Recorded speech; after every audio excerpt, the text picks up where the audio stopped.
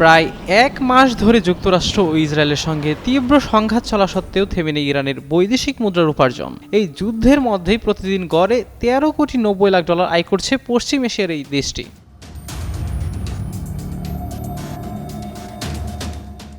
গোয়েন্দা তথ্য ও জ্বালানি তেলের আন্তর্জাতিক বাজার পর্যবেক্ষক বিভিন্ন সংস্থার বরাত দিয়ে বৃহস্পতিবার এক প্রতিবেদনে এই তথ্য জানিয়েছে মার্কিন সংবাদ মাধ্যম ব্লুমবার্গ। গত ২৮ ফেব্রুয়ারি যুক্তরাষ্ট্র ও ইসরায়েলের সঙ্গে যুদ্ধ শুরুর পর থেকে হরমুজ প্রণালীতে অবরোধ জারি করেছে ইরানের প্রতিরক্ষা বাহিনী আইআরজিসি।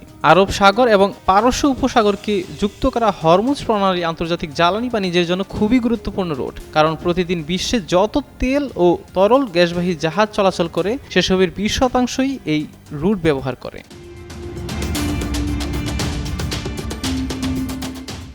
হরমুজ প্রণালীকে জ্বালানির বৈশ্বিক দরজাও বলা হয়, কারণ মধ্যপ্রাচ্যের তেল উৎপাদনকারী দেশগুলো এই পথ ব্যবহার করেই তাদের তেল রপ্তানি করে। হরমুজ না থাকলে মধ্যপ্রাচ্যের তেল অতি সহজে পশ্চিমা বিশ্বে সরবরাহ করা যেত না, আর এই সংকটের পুরো সদ্ব্যবহার করছে ইরান। হরমুজ প্রণালী দিয়ে অবাধে বহির্বিশ্বে যাচ্ছে ইরানের ফ্ল্যাগশিপ জ্বালানি তেল ইরানিয়ান লাইট। গোয়েন্দা সূত্র ও আন্তর্জাতিক বাজার পর্যবেক্ষণকারী সংস্থাগুলোর তথ্য অনুসারে ইরান থেকে প্রতিদিন গড়ে ১০,৬০,০০০ ব্যারেল তেল বহির্বিশ্বে যাচ্ছে।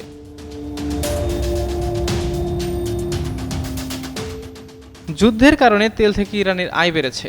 তেলের যোগান অনিয়মিত হয়ে পড়ায় আন্তর্জাতিক বাজারে প্রতি ব্যারেল অপরিশোধিত জ্বালানি তেলের দাম $১০০ ছাড়িয়ে গেছে। বাজার পর্যবেক্ষণকারী সংস্থাগুলোর তথ্য থেকে জানা গেছে, এখন যে পরিমাণ তেল বিক্রি করে প্রতিদিন $১৩,৯০,০০,০০০ উপার্জন করেছে ইরান, গত ফেব্রুয়ারি মাসে একই পরিমাণ তেল বিক্রি করে দেশটি দৈনিক আয় করত $১১,৫০,০০,০০০।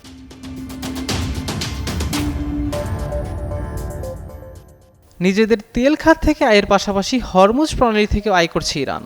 গত কিছুদিন ধরে হরমুজ প্রণালী দিয়ে যেসব জাহাজ চলাচল করছে তাদের কাছ থেকে টোল আদায় করা হচ্ছে। এই টোল থেকে প্রতিদিন দেশটির উপার্জন হচ্ছে $২০ লাখ। সাব্বির হুসাইন হিরণ, যুগান্তর নিউজ।